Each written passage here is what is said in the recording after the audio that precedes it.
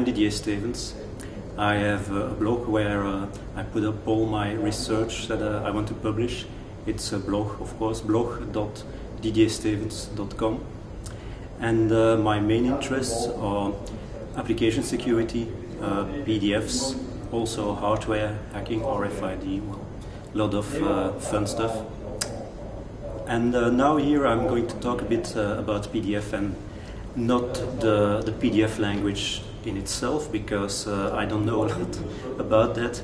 You know, it happens to me that people ask me, for example, I have a horizontal line in a PDF document and I want it under an angle of 45 degrees. So they ask me how to do that, and I don't know, because I'm not a PDF specialist.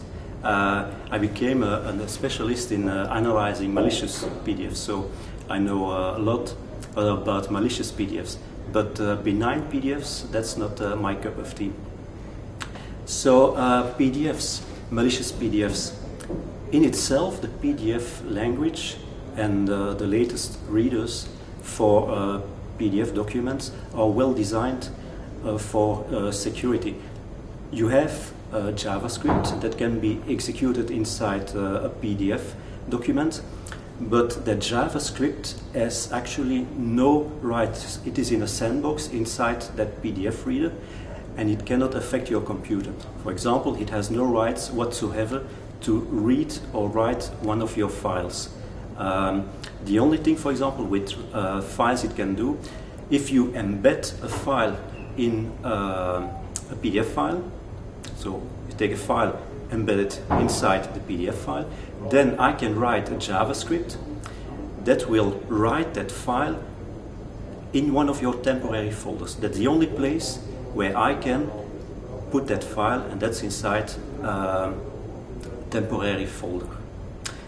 There is also a restriction about the type of files. Any executable files, not only exe binaries, but also a lot of script types like, let's say, VBS, those types I can never export. So once you've put them inside PDF document, you can never get them out. Okay?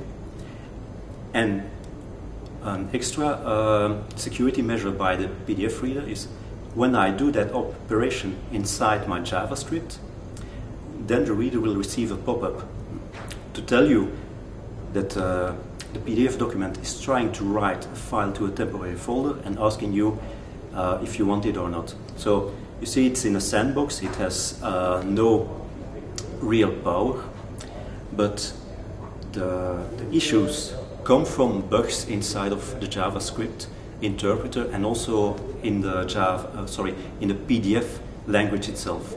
And exploiting those bugs renders a PDF document malicious. So if I'm talking about malicious PDFs, it's a PDF mostly with a JavaScript that exploits a bug like the println bug. There was a couple of, well, I think about 6 or 7 months ago, there was that bug. So you have that JavaScript that exploits that bug.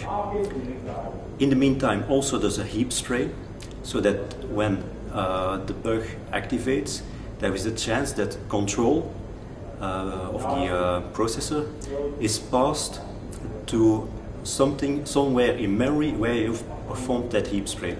And that heap spray is always the same. It's shellcode, and when that shellcode executes, it will, and now I'm talking about malicious PDF you find in the wild, not proof of concept PDF files or targeted PDF files, but just common malicious PDF files you can find in the wild. Those, they will always do the following thing. That shellcode, always the same. One, it starts executing. It downloads a file from the internet, an executable file from the internet. It saves that file in the system32 directory of your operating system. And 3, it executes that file. That's the 3 common steps that malicious PDF documents do. And then, of course, if you are a local admin, then your machine is totally owned, because the file, the download file, will in itself then download a Trojan, for example, or other software to make your machine part of a botnet, and that can take over your complete computer. Now, to protect yourself against such attacks, you have the usual protection mechanisms like antivirus, application firewalls and stuff like that.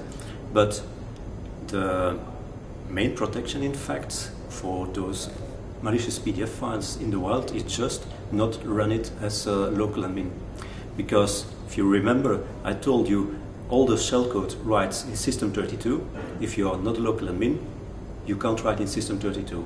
And if the shellcode is really small shellcode, because they have to be able to fit it in the heap spray, if that call to save the file into the System32 directory fails, the shellcode just aborts, and your PDF reader will just crash.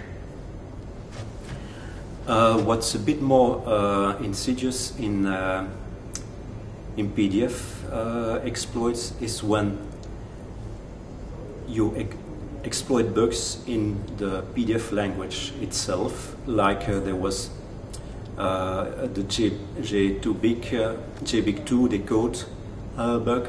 And strictly speaking, it's not the PDF language itself. It's part of an image encoding standard that is part of the PDF language. There was a bug, several bugs inside that rendering engine, and you can trigger that bug without needing JavaScript, because the bug is not in JavaScript. But of course the script kiddies or exploit writers who are less skilled, they will always use JavaScript because they have the standard technique they can copy paste, and that is to perform heap spray with the shellcode that will execute code. But if you're clever in building exploits, you could find a way to exploit that JBig2 code without even actually needing JavaScript. And that's an whole other level of PDF exploits. You are not anymore relying on PDF, so if a user has disabled PDF, it will still trigger. And the thing is also, with if you're dealing with such kind of exploits, is that on Windows machines with Acrobat Reader installed, you are not only have to be aware of the user actions, it can also, in some special circumstances, trigger automatically, so without user interaction. For example, due to the Windows indexing service.